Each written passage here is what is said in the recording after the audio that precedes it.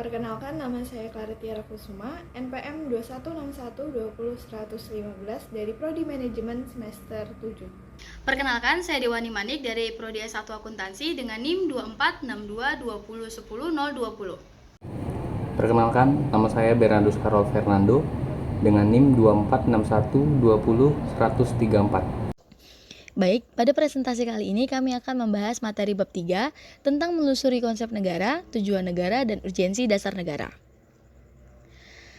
Sesuai dengan judul, kita akan bahas 3 hal utama. Yang pertama itu konsep dan tujuan negara, tentang bagaimana negara dibentuk dan apa yang ingin dicapai. Yang kedua, urgensi dasar negara, tentang pentingnya dasar negara sebagai pedoman bagi penyelenggaraan negara. Yang terakhir, ada Pancasila sebagai dasar negara, tentang bagaimana Pancasila membantu kebijakan dan kehidupan berbangsa. Nah, poin-poin ini akan membantu kita memahami peran Pancasila dalam membentuk negara kita Indonesia yang demokratis, adil, dan sejahtera. Kemudian ada pengertian negara. Definisi negara menurut Diponolo 1975 adalah organisasi kekuasaan yang berdaulat yang melaksanakan tata tertib atas suatu umat di wilayah tertentu. Kemudian ada pengertian negara menurut pendapat ahli. Yang pertama ada dari Aristoteles. Negara atau polis adalah persekutuan keluarga dan desa guna memperoleh hidup yang sebaik-baiknya. Kemudian ada dari Hugo de Groot. Negara adalah persekutuan sempurna dari orang-orang merdeka untuk memperoleh perlindungan hukum. Kemudian ada unsur negara. Secara umum, unsur pokok adanya suatu negara terdiri dari 2, yaitu unsur konstitutif dan unsur deklaratif. Unsur konstitutif sendiri itu terdiri dari 3, yaitu wilayah atau teritorium, rakyat atau masyarakat, dan pemerintah atau tata pemerintahannya. Kemudian ada lagi unsur deklaratif. Dalam hal ini, deklaratif maksudnya suatu negara membutuhkan pengakuan dari negara lain. Selanjutnya, konsep dan tujuan negara. Yang pertama, definisi tujuan negara. Negara didirikan dengan tujuan tertentu, misalnya kesejahteraan rakyat dan perlindungan hukum. Lalu ada teori tujuan negara. Yang pertama ada tentang kekuatan dan kekuasaan oleh Machiavelli dan Nietzsche. Lalu yang kedua ada keamanan dan ketertiban oleh Thomas Hobbes. Ketiga ada kemerdekaan oleh Herbert Spencer dan Immanuel Kant.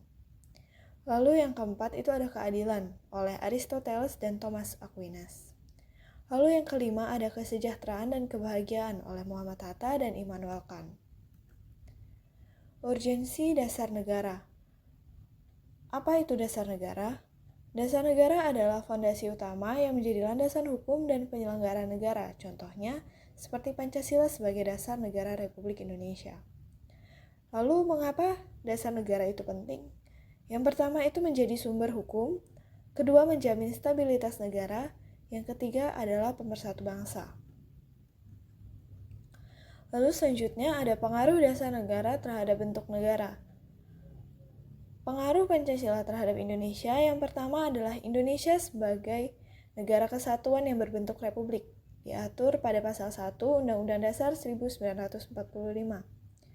Lalu ada sila ketiga Pancasila yang merupakan Indonesia merupakan negara kesatuan, bukan negara serikat.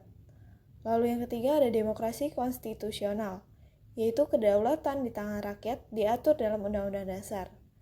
Lalu yang keempat, negara hukum yang demokratis, sila kedua dan sila keempat Pancasila. Lalu ada implementasi Pancasila dalam kehidupan bernegara.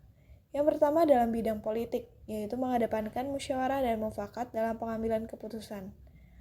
Lalu ada demokrasi konstitusional yang menjaga hak dan kewajiban setiap warga negara. Lalu ada bidang hukum, setiap peraturan perundang-undangan harus sejalan dengan nilai-nilai Pancasila.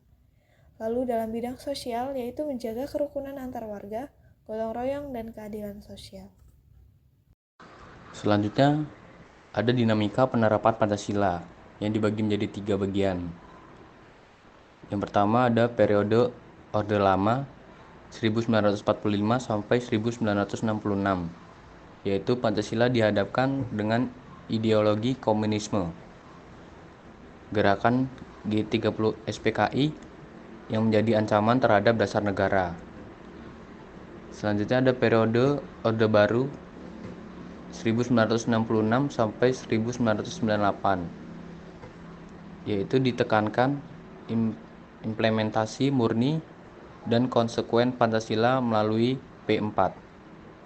Selanjutnya, ada reformasi dan tantangan terkini, yaitu munculnya praktik liberalisme, kapitalisme, dan ancaman integrasi nasional di era reformasi. Slide selanjutnya ada tantangan Pancasila di era globalisasi.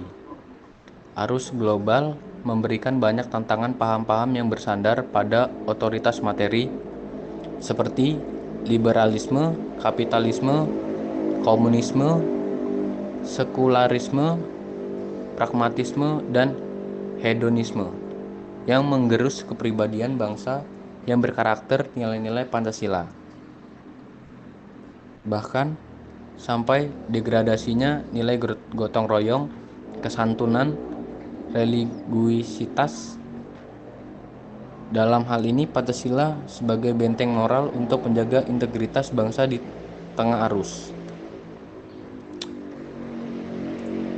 Selanjutnya kami mengambil kesimpulan yaitu Pancasila bukan hanya sekedar ideologi tetapi merupakan pondasi yang kuat bagi kehidupan berbangsa dan bernegara di Indonesia. Pancasila juga menyediakan arah dan tujuan bagi pembangunan negara, serta berfungsi sebagai pemersatu bangsa yang beragam dan sumber hukum yang mengatur sebuah kebijakan. Di era globalisasi, nilai-nilai Pancasila harus terus dijaga dan diterapkan untuk menghindari pengaruh negatif dari ideologi asing. Sekian video presentasi yang kami buat. Kami ucapkan terima kasih.